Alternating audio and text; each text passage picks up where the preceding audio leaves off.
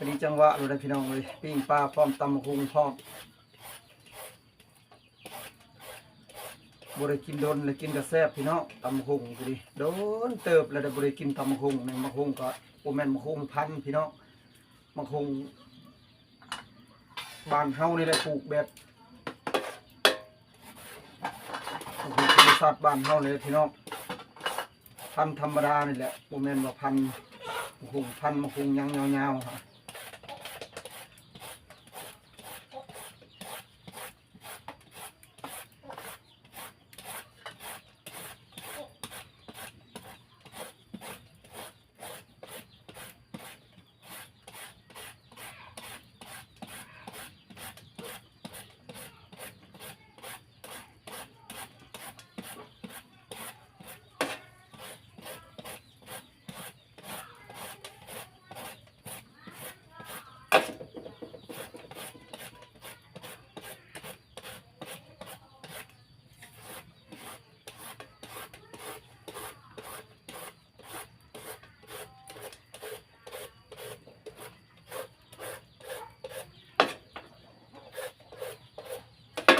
พอแล้วพี่น้อง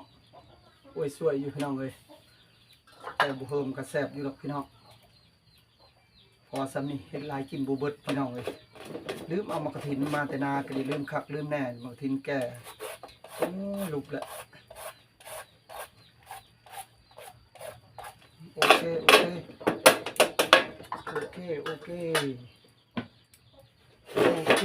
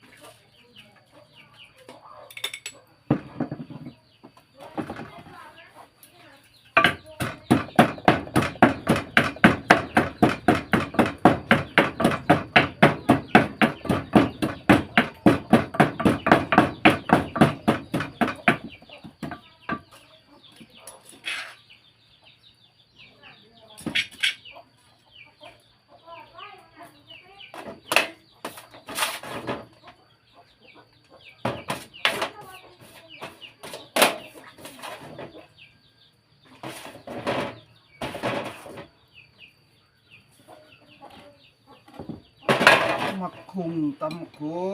ง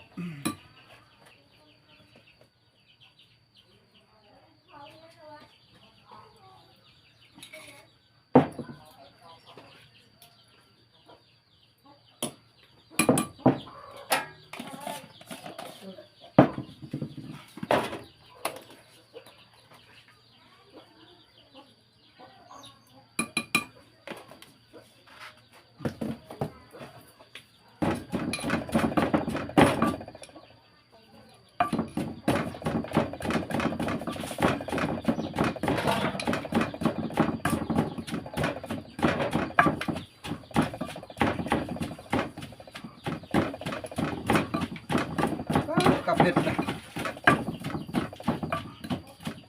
เห็ดหน่วยบักใหญ่เห็ดก็กินเห็ดไหนอันนี้เป็นมักกี้หูดพี่น้องโมเมนต์มักนาวบัวมีนะเขาใส่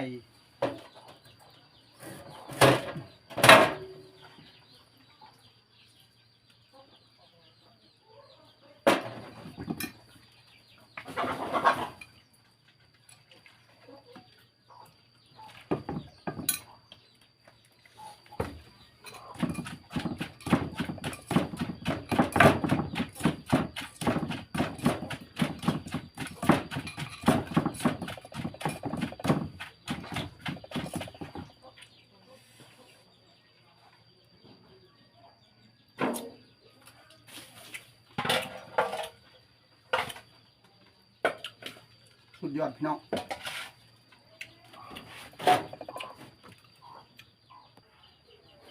มาเบิ่งขั้นตอนปิ้งปลาพี่น้องนี่ทุกคนไก่สีสุกเลยทุกคนปิ้งปลากินกับปลาหุ่ง เสร็จโลดมื้อนี้ฮะ เบิ่งขั้นตอนปิ้งปลาพี่น้อง นี่ทุกคน ไก่สีสุกเลยทุกคน ปิ้งปลากินกับปลาหุ่ง เสร็จโลดมื้อนี้ฮะ เบิ่งขั้นตอนปิ้งปลาพี่น้อง นี่ทุกคน ไก่สีสุกเลยทุกคน ปิ้งปลากินกับปลาหุ่ง ำลังหิวข้าวพี่น้องเลย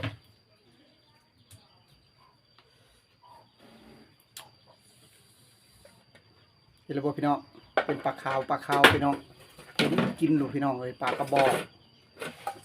มาทุกคนแซ่บๆน้ำกันทุกคน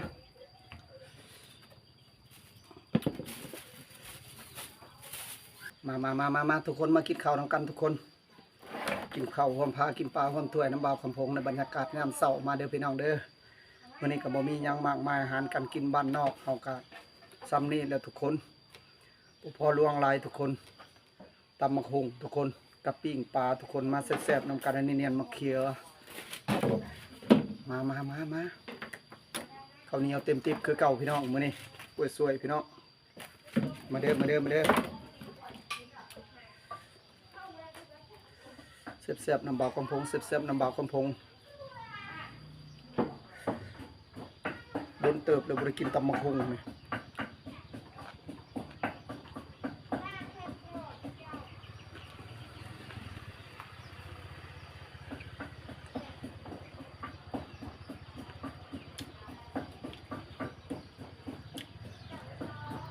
อันนี้เป็นปลากระบอกเลยพี่น้องบางบอนอาจจะบ่มีปลากระบอก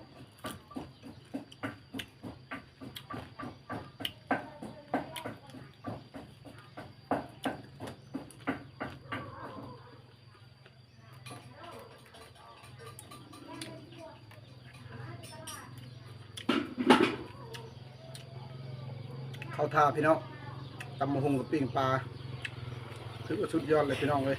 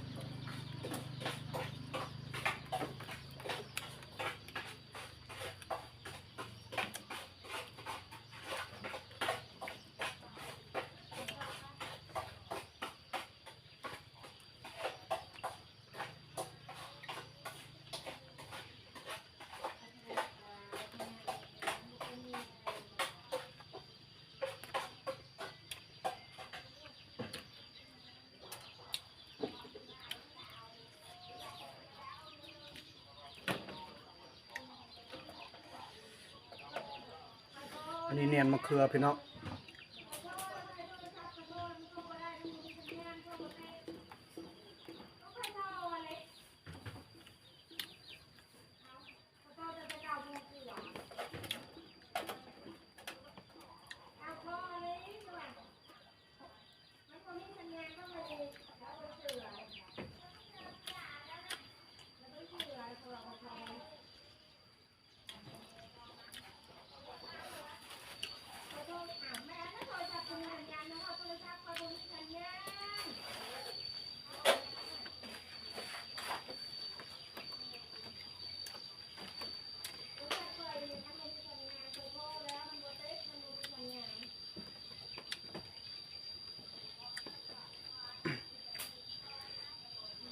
ตำหุ่งกับบ่มีผักแก้มพี่น้องเลย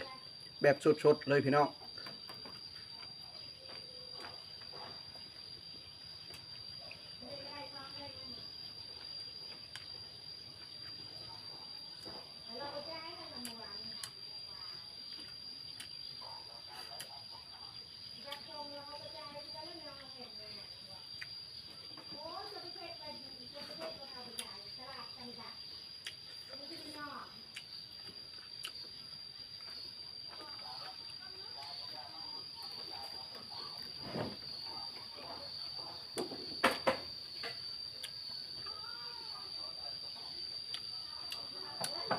มาเด้อทุกคนเด้อมาปั้นข้าวเช้านำกันทุกคน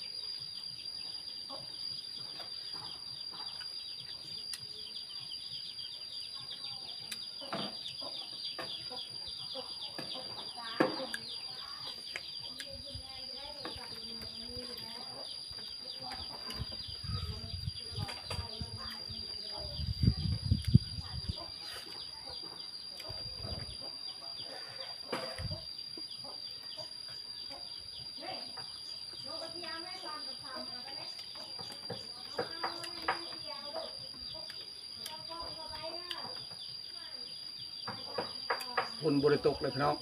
พังเสียงแมงในห้องเลยบ้านเนี่ยแต่ว่าเนี่ยคึมอยู่มันนี่ฮะปีนี้ผลิตพิล่ำพี่น้องเลยท่วมแท้ท่วมมาฝนจะตกปีลึก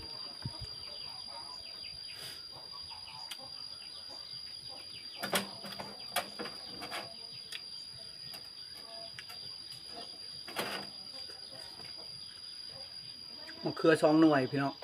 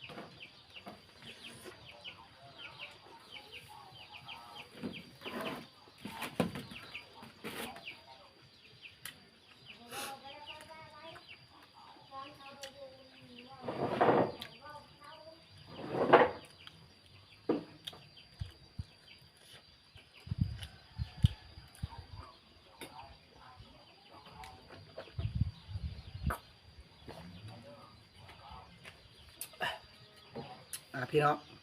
ถือว่าคลิปมาวันนี้ก็ได้จบสำนี้ก็เด้อพี่น้องเด้อถือว่าแล้วเศร้ามื้อนี้พี่น้องเลยหาอยู่หากินบ้านนอกครับแบบนี้เลยพี่น้องผู้บางคนก็มีแฮมีมองไปหาใส่มองก็พอได้อยู่ได้กินพี่น้องเลยปูปลาน้ำช่วงนี้ก็บ่พอหลายดอกพี่น้องบ้านเฮาก็อยากเบิดไปนำเลยพี่น้องบ่คือตะกี้แล้วตะกี้นี่โอ้ช่วงนี้อยู่ไฮอยู่นะตึบตับบ่อนในไฮนาทุกคนคู่มือนี่บ่มีแล้วพี่น้องนี่กับปลาซิวน้อยสำใดสำหนึ่งนี่แหละย่างแต่ในห้วยพี่น้องเลยถือว่าคลิปมาวันนี้ก็สิได้จบสำนี้ก่อนพี่น้องขอกราบคำว่าสบายดีพี่น้องสุขคน